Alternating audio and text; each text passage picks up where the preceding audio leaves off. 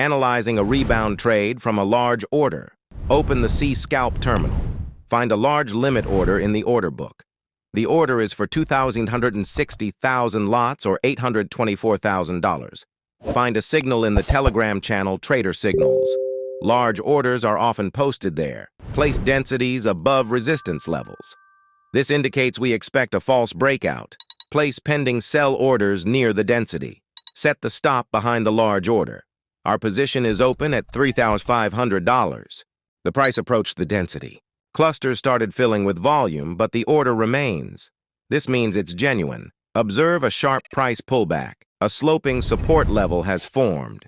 Expect the price to move lower. Mark the support levels on the chart, and they immediately appear in the order book. The price rapidly falls, breaking through support levels. Partially close the position with a profit of over $50.